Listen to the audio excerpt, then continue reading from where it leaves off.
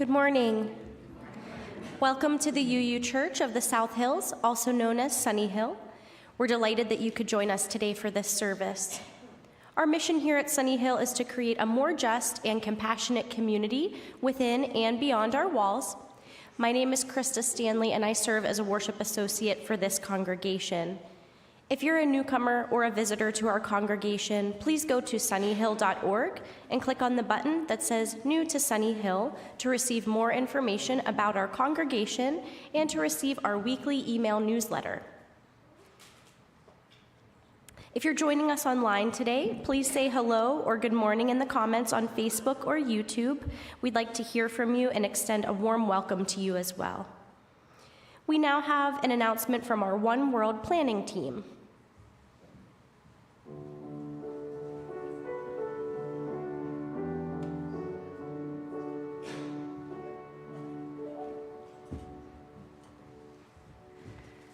Good morning. My name's Elizabeth, and this is Vivian. Hi. And we are helping to head up our One World celebration, which is coming up here in just a few weeks. So just a little bit of background on One World. Ann Price and I, we've been members here for quite a while. About 20 years ago, when we had young kids, we were here at the church, active members at the church, and we were looking for a way to slow down and enjoy the slow moments with our children.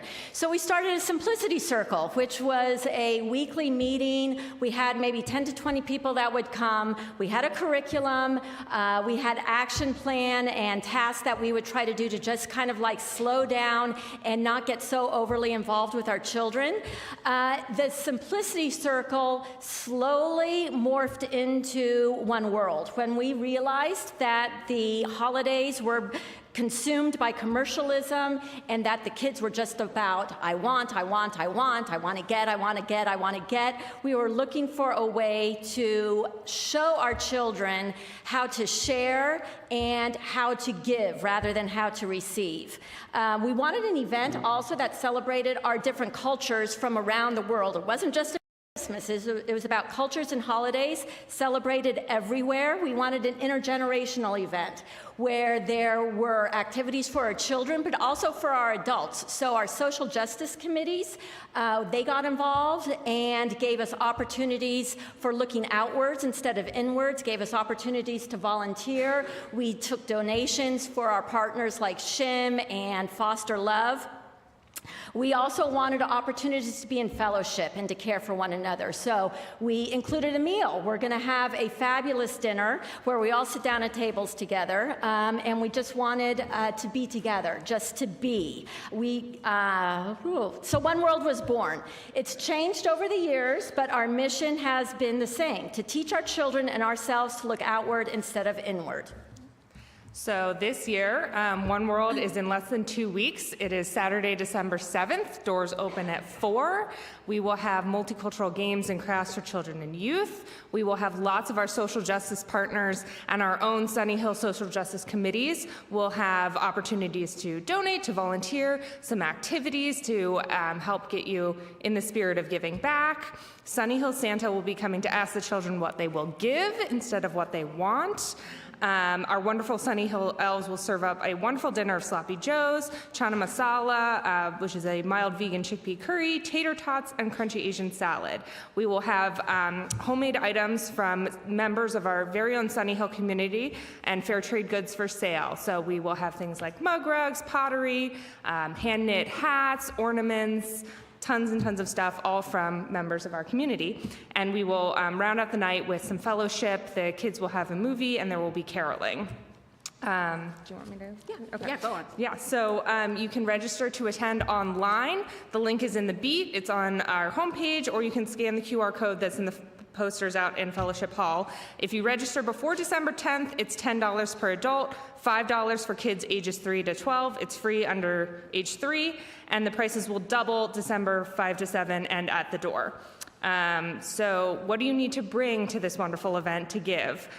You will need to be packing in, packing out with your own meal kit. Yes, I have an example right here. All that means is less dishwashing and easier on our environment. Bring your own dishes and plates. And our Environmental Justice Committee will be outside after our service today if you want to talk to them about purchasing one of these, or sorry, not purchasing, they're taking donations. They are creating these, but this makes it a lot easier for us the night of the event, pack in, pack out. That's right.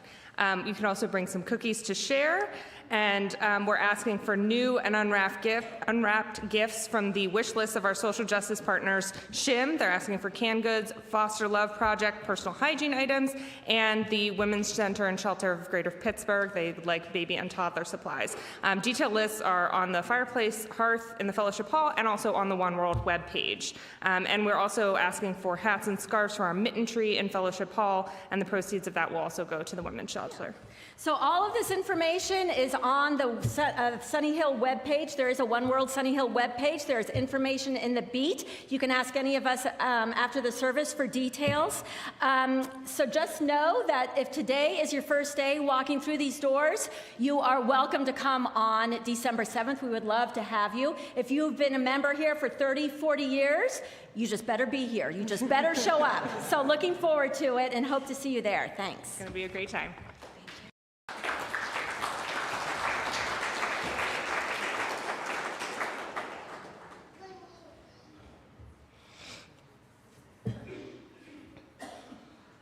Just a gentle reminder to everyone, please silence your cell phones and other electronic devices so we can enjoy this service uninterrupted by buzzing or ringing. Today's sermon is titled, Surviving the Holidays. This holiday season brings many challenges. Some are personal, losses of loved ones, losses of relationships, illnesses, changes in employment status, and so on. Others are more political or societal, loss of a sense of safety, increased isolation, divisions among neighbors and organizations. How do we deal with these challenges while still finding something to celebrate?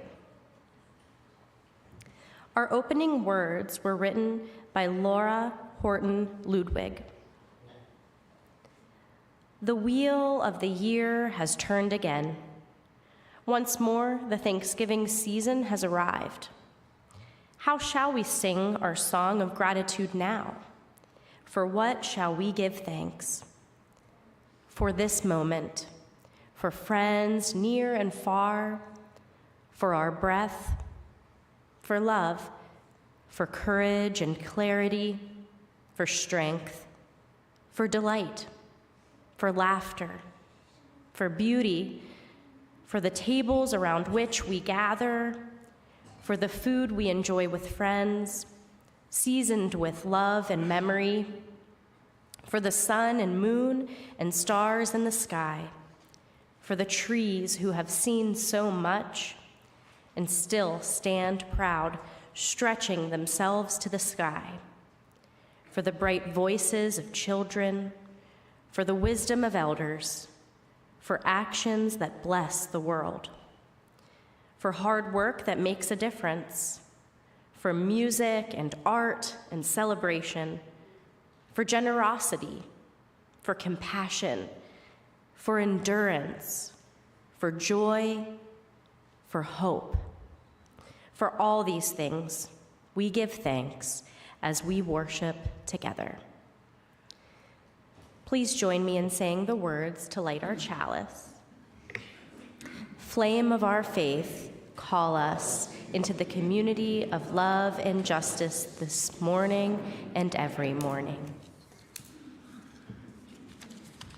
Good morning. Please rise and bow to your spirit to join in singing our opening hymn. Oh, we give thanks. It's a call and response one. So Jim's going to call and we shall respond. Oh, we give thanks. Oh, we give thanks. For this precious day. For this precious day. For all gathered here. For all gathered here. And those far away. And those far away. For this time we share. For this time we share. With love and care. With love and care. precious day. For this precious day. Oh, we give thanks. Oh, we give thanks. For this precious day. For this precious day. For all gathered here. For all gathered here. And those far away. And those far away. For this life we share. For this life we share. With love and care. With love and care. Oh, we give thanks.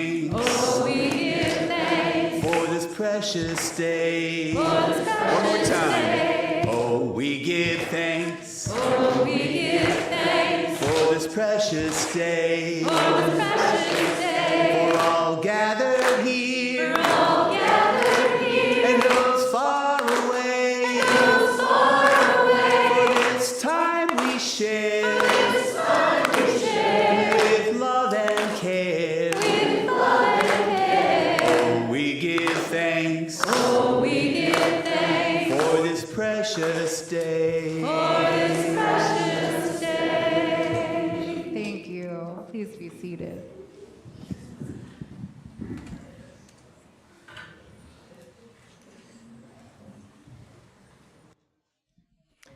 Good morning, friends. It is time for our story for all ages. If there are any kiddos that want to come up, now is your chance.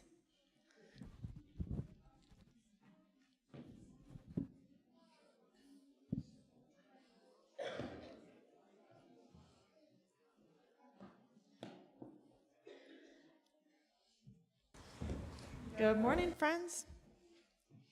Has anyone here seen the movie Frozen 2? The second one? Okay. Not sure. Okay. Well, in the movie, there's a song that has always stuck with me. One of the parts goes, "Take a step, step again. It is all that I can to do, the next right thing."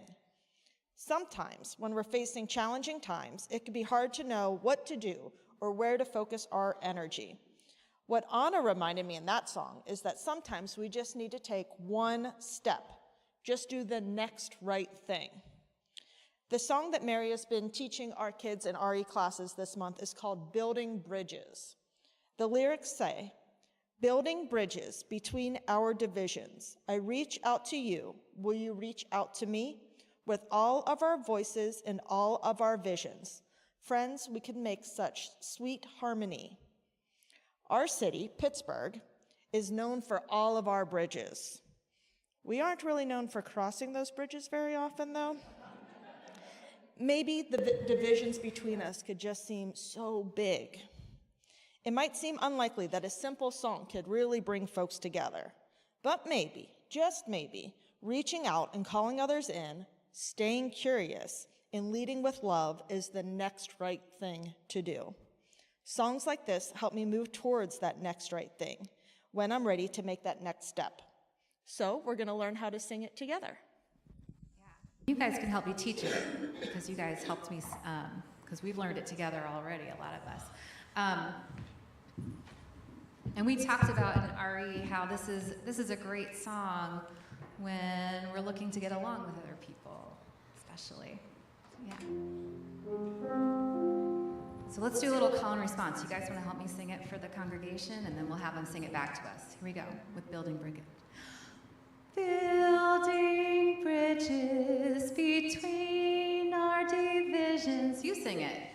Building bridges between our divisions. I reach out to you. Will you reach out to me?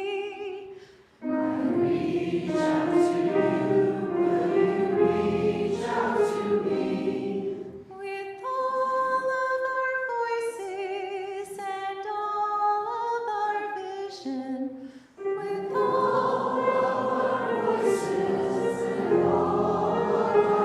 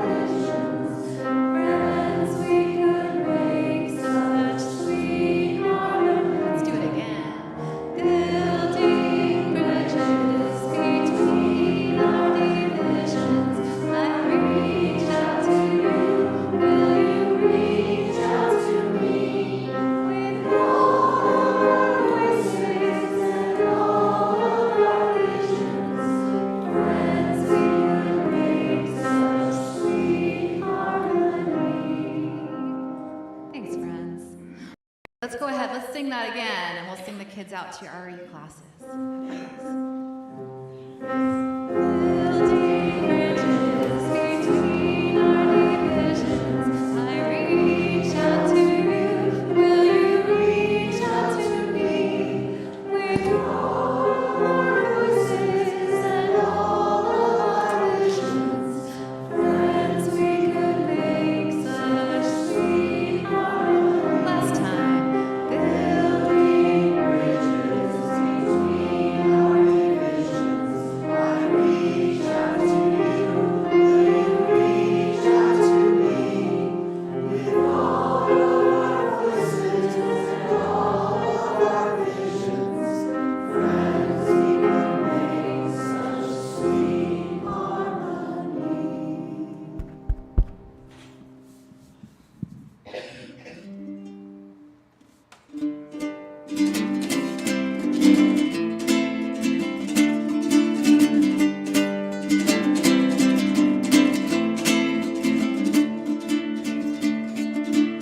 Amber called her uncle, said we're up here for the holiday.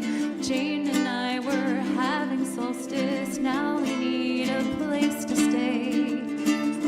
And her Christ-loving uncle watched his wife hang Mary on a tree. He watched his son hang candy canes, all made with red dye number 3.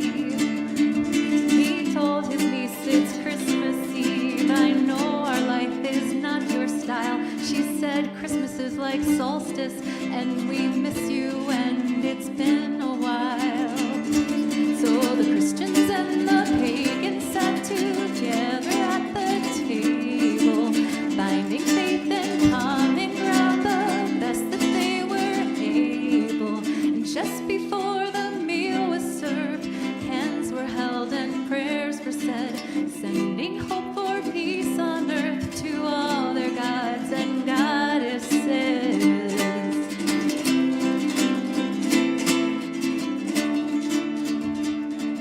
The food was great, the tree plugged in, the meal had gone without a hitch till Timmy turned to Amber and said, is it true that you're a witch?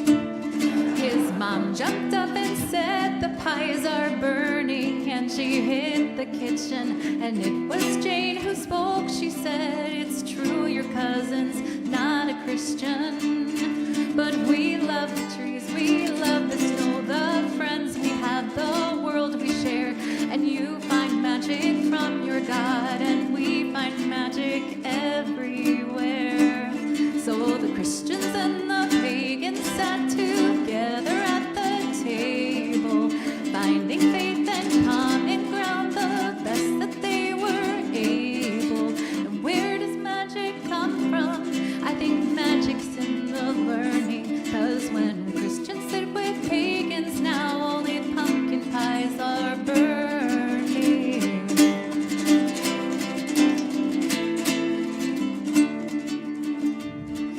When Amber tried to do the dishes, her aunt said, really, no, don't bother. Amber's uncle saw how Amber looked like Tim and like her father. He thought about his brother, how they hadn't spoken in a year. He thought he'd call him up and say, it's Christmas and your daughter's here.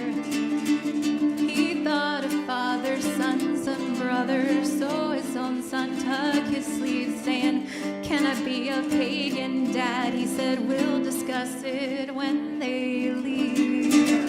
So the Christians and the pagans sat together at the table, finding faith and common ground, the best that they were able, lighting trees in darkness, learning new ways from the old, and making sense of history and drawing warmth out of the cold.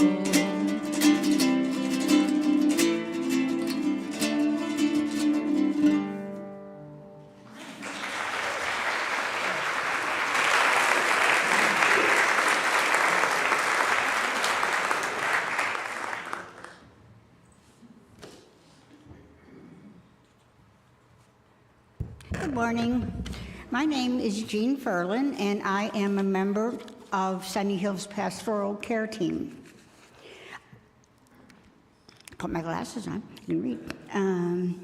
Our team focuses on the compassionate part of our congregation's mission, focusing on our congregation's mission to create a more just and compassionate community within and beyond our walls. Our commitment to the congregation is to support those going through a life crisis, maintain contact with those unable to attend the church due to illness or disability, comfort the bereaved, and comfort and support each other. If you would like to be contacted by a member of our team, you can reach out to us directly. You might notice that some of us have a little gold chalice pin on our name tag. That means we're on the pastoral care team. Or you can fill out a confidential caring card found in the entrance hall and place it in the black mailbox we have for that purpose, and we will follow up if you have requested. Each week at this time, we share joys and sorrows submitted by members of the congregation. Joys and sorrows may be submitted online on our website by filling out a paper form in the entrance hall or completing the yellow caring card. After each joy or sorrow that I read, please respond by saying, "We hold you in our hearts." We have a joy from Peter Stamolis. He says that Betsy May is out of the hospital, but she still has pneumonia. Dear Peter and Betsy Mary, we hold you in our hearts. And another joy from Stephanie Hughes. She says, our son Ryan will be flying in from Portland, Oregon to spend Thanksgiving week with us and with his brother, Nate, and family. We'll be back at Sunnyhill too. What a joy. To the Hughes family, we hold you in our hearts. For the joys and sorrows that are unspoken today, as we sing our musical meditation, we invite anyone who feels moved to do so. Come forward, light a candle, place it in the sand, and then return to your seat.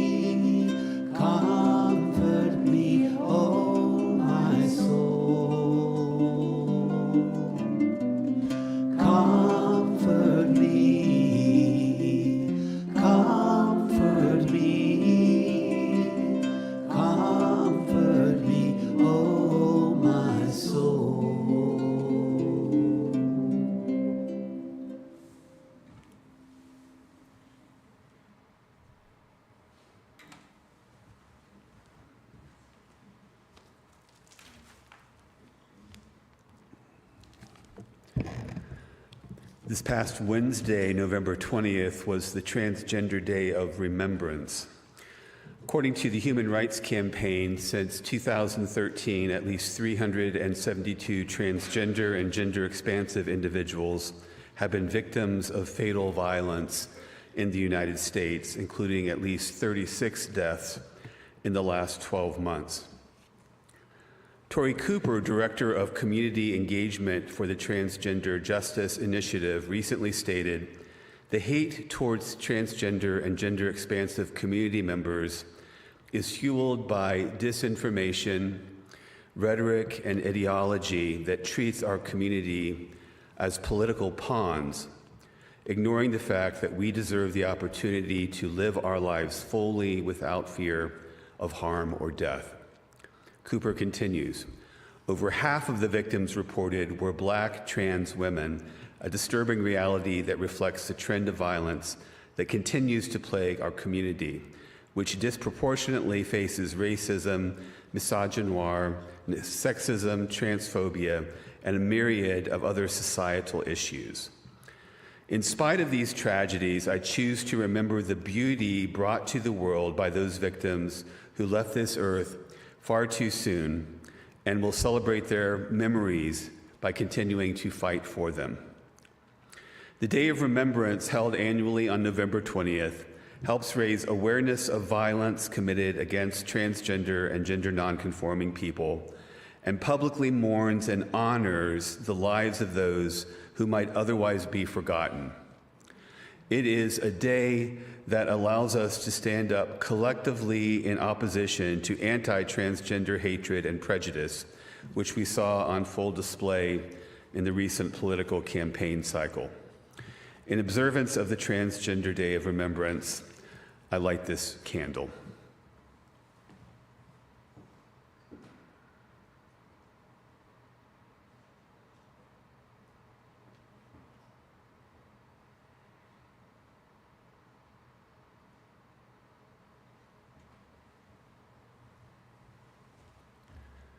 Please join me in the spirit of meditation or prayer.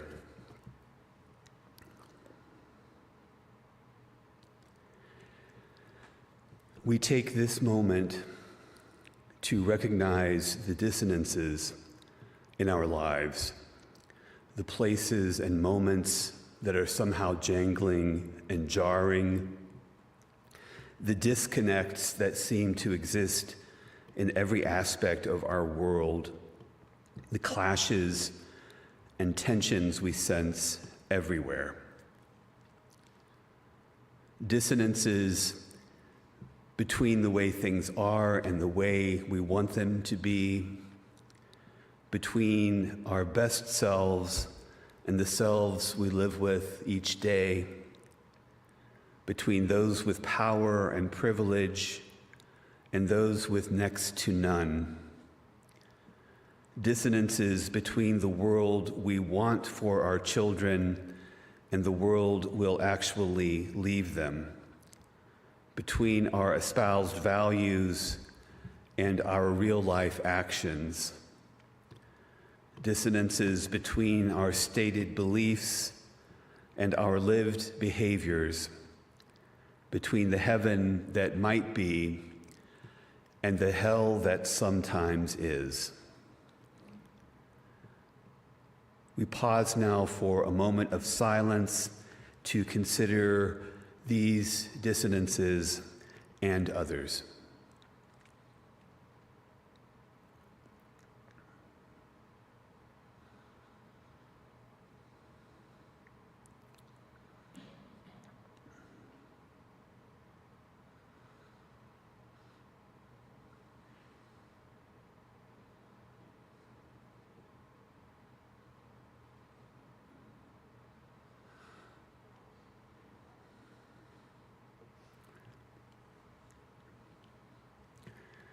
We tend to dislike dissonance, to be disturbed by it, to want to transform it immediately into harmony.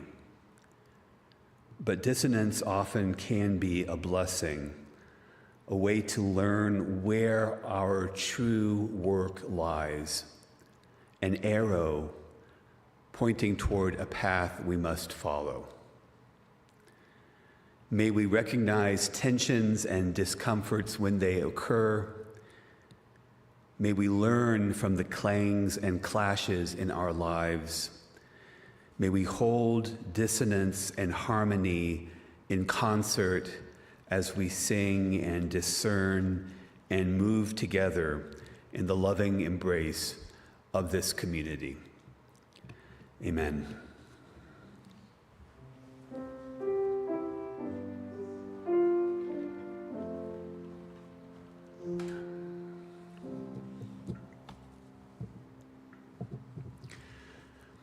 This is one of those years when I think it might be really difficult to say happy holidays and really mean it. To be sure, there are things to be happy about and thankful for. Even amid the most trying of times, it is possible, at least in theory, to cultivate gratitude and to find things in our lives that are life-giving and life-sustaining. But for most of us, I'm guessing it's going to be even more difficult than usual this holiday season. While we yearn for happy holiday celebrations with friends and family, free of any tension or strife, the reality is that such celebrations rarely, if ever, occurred in the past and are just as unlikely to occur in the present. While some are more challenging than others, I do not know of any family holiday gathering that is completely blissful and entirely without stress. And holding on to the myth that these get-togethers should be that way is terribly unfair to ourselves and to others. It sets us up for disappointment time and time again. And these days, as political tensions have been boiling over, there is even more potential for train wrecks than ever before. In this post-election season, it's actually difficult to think of anything to talk about with certain relatives that doesn't have the potential to become a knockdown, drag-out fight of some kind. It's sad, and maybe it shouldn't be that way, but it is our reality for now. I encourage each and every one of you to look after yourselves during this holiday season and to look out for the well-being of vulnerable friends and family members who may be subjected to bullying and verbal and emotional abuse at family gatherings when things go terribly wrong. Specifically, I'd like to offer the following tips for surviving holiday gatherings. Feel free to take them or leave them as you see fit. First of all, set boundaries, both with others and internally, and have an escape plan if boundaries are breached or violated in such a way that you just need to remove yourself from the situation. Setting boundaries can sometimes be awkward, but it's usually much easier than trying to do damage control after things go wrong. So first of all, boundaries. Second, remember to breathe and engage in practices that help you feel more centered. For me, that means sometimes stepping out of the room, out into the yard or onto the porch, and just concentrating on breathing in and breathing out for a minute or two before returning back inside. But whatever practice works for you, as long as it's relatively healthy, safe, and sustainable, I suggest that you do it. So first, boundaries. Second, breathe and center yourself. Third, if you yourself are vulnerable for any reason, and you think it likely that you will be attacked or harmed in some way, think long and hard about whether it's worth attending a potentially harmful get-together. Sometimes sitting out a potentially problematic event is the best form of self-care. If you do decide to participate in the event, remember to set those boundaries, breathe, and reach out to friends and allies, whether they're in the room or somewhere else. Additionally, for those of us who, like myself, hold a great deal of relative privilege and power, please keep in mind two more things. First, please make some use of your privilege whenever you can to stand up for those with less privilege in the room. When someone in the room is being attacked with racist or homophobic or transphobic or misogynistic comments, those comments need to be challenged in some way. Your marginalized siblings and cousins need your support, even if it makes you uncomfortable or unwelcome. You don't have to make everyone in the room agree with you. In fact, you will not be able to do so. But it's best not to let damaging remarks stand unchallenged. Second, if you are a person with a relative amount of privilege and power and you decide to challenge damaging remarks and attitudes, do so with a focus on values more than issues. When you broaden the conversation with a focus on wider values rather than narrower issues, you have a much better chance of being heard, and you give others the opportunity to articulate their own larger values as well, which is a place where there is sometimes room for growth and learning. In review, as we approach a potentially problematic holiday season, remember two important B's: boundaries and breathing. And if you are a person of relative privilege, do not allow people to throw our vulnerable siblings and cousins under the bus unchallenged. And if and when you do challenge harmful statements and attitudes, focus primarily on values. Finally, I'd like to remind you that sometimes a healthy dose of humor or even sarcasm can be good for you. According to several recent studies conducted by psychologists and organizational behavior researchers, sarcasm exercises the brain more than sincere statements do, since the brain has to work harder to understand and translate it. This extra processing may make us sharper because it activates abstract thinking. And if you're thinking to yourself, yeah, right, you're halfway there already.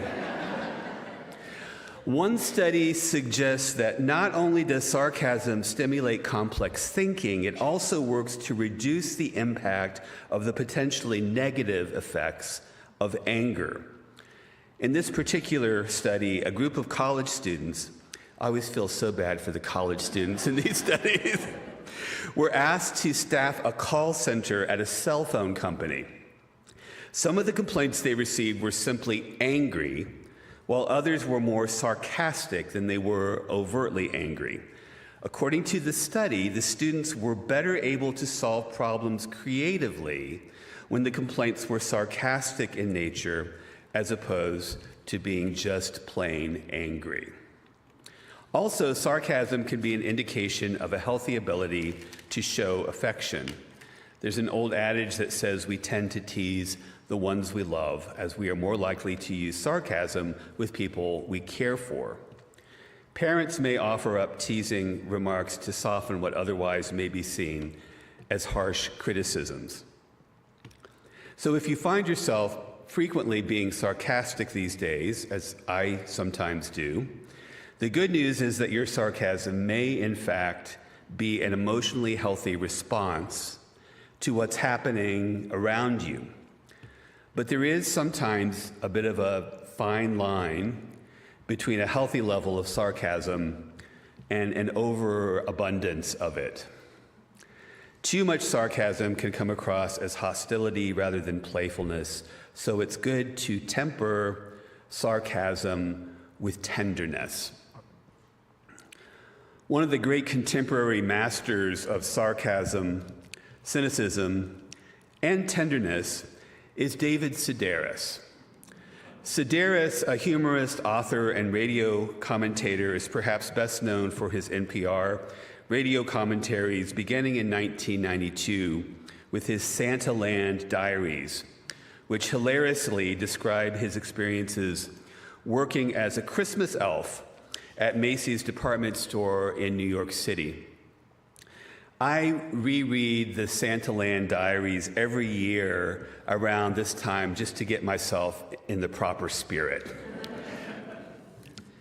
Here's an excerpt I'd like to share with you. This afternoon, I sat in the 8th floor Santaland office and was told, "Congratulations, Mr. Sedaris, you are an elf." In order to become an elf, I filled out 10 pages worth of forms, took a multiple choice personality test, underwent 2 interviews, and submitted urine for a drug test. The first interview was general, designed to eliminate the obvious sociopaths. During the second interview, we were asked why we wanted to be elves. This is always a problem question. When it was my turn, I explained that I wanted to be an elf because it was one of the most frightening career opportunities I had ever come across. The interviewer raised her face from my application and said, "And?" After the second interview, I was brought to the manager's office where I was shown a floor plan. On a busy day, 22,000 people come to visit Santa, and I was told it is an elf's lot to remain merry in the face of torment and adversity. I promised I would keep that in mind. On any given day, you can be an entrance elf, a water cooler elf, a bridge elf, train elf, maze elf, island elf, magic window elf, and more. We were given a demonstration of the various positions in action performed by returning elves who were so animated and relentlessly cheerful that it embarrassed me to walk past them. Everything these elves said had an exclamation point at the end. It makes one's mouth hurt to speak with such forced merriment. I feel cornered when someone talks to me this way. Doesn't everyone? I prefer being frank with children. I'm more likely to say, "You must be exhausted," or "I know a lot of people who would kill for that waistline of yours." I am afraid I won't be able to provide the grinding enthusiasm Santa is asking for. I think I'll be a low-key sort of an elf. Here is my point. You do not have to remain merry in the face of torment and adversity. It is perfectly okay to be a low-key sort of an elf this year and every year. And sometimes a bit of healthy sarcasm can help get us there. This holiday season, I encourage you to remember those 2 B's, boundaries and breathing. And 1 BS, be sarcastic when necessary and appropriate. We can do this. We can get through this holiday season. What is required is some thoughtful preparation and some real hands-on living of our values while looking out for ourselves as well. Sometimes justice making begins around the table at a family Thanksgiving dinner. Sometimes it begins in the conversations we have with friends and family members who have been harmed by the words and actions of others. Sometimes justice making begins in the simple act of caring for ourselves and others in such a way that love is centered and fear and hatred are squeezed out. I hope and pray that as we enter this holiday season, we will do so with our thoughts and actions, informed by our commitments to compassion and justice, no matter how inconvenient or how challenging it might sometimes be. May it be so. Amen. Please rise again and body your spirit to join in singing, "We Are Building a New Way."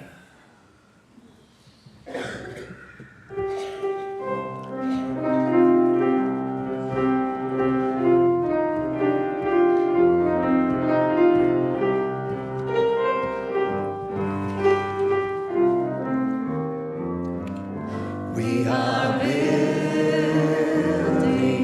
a new way. We are building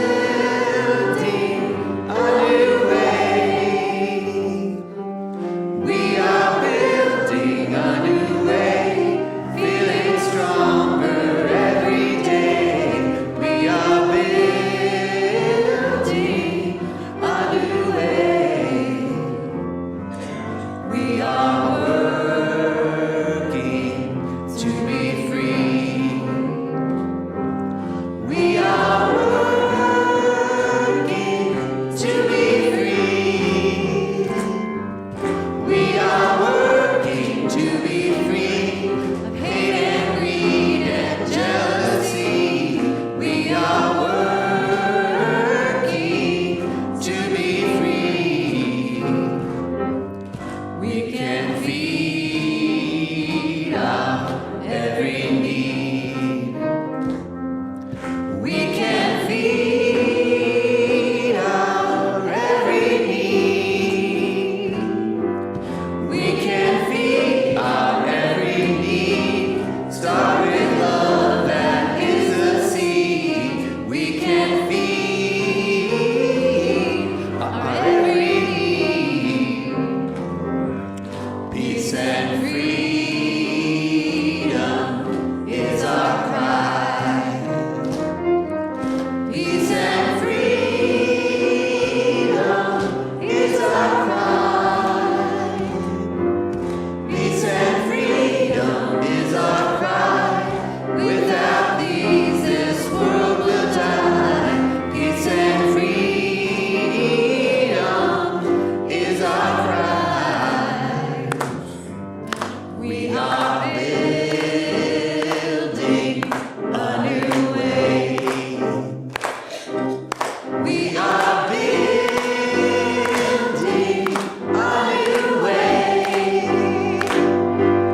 We are building a new way, feeling stronger every day. We are building a new way. Thank you. Please be seated.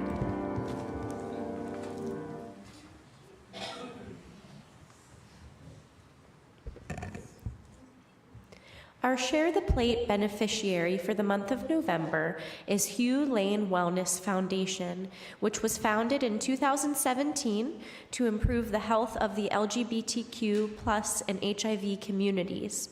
They offer a variety of services and resources to these communities, as well as expert training for organizations to improve their capacity to serve LGBTQ plus clients and staff. You can make a gift online on our website or by text at 412-324-3130. We'll be passing our offering baskets around for cash and checks in just a moment. If you're writing a check, please make it out to UUCSH and put "Share the Plate" in the memo line. Thank you so much for your generosity.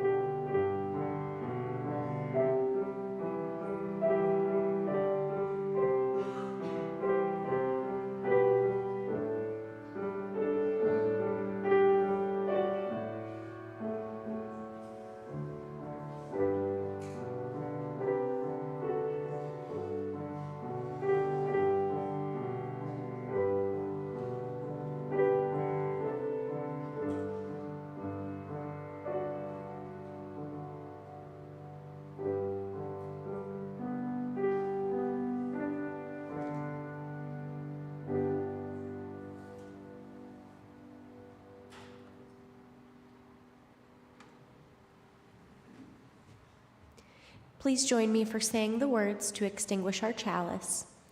We extinguish this flame, but not the light of truth, the warmth of community, or the fire of commitment.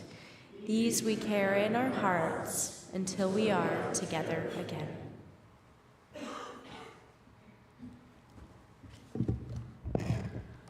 A couple of quick reminders. Next Sunday, December 1st, we'll have only one service, which will be at 10 a.m. If you come at 11:15 and you see people leaving the building at that time, that is why. The other thing is that we are asking for pledges for our 2025 canvas to cover our operating expenses for 2025. We're hoping those pledges will come in today, so go to sunnyhill.org and click on the button that says Pledge 2025 on it. We'll close now with these words. Go in peace, speak the truth, give thanks each day. Respect the earth and her creatures, for they are alive like you. Care for your body, it is a wondrous gift.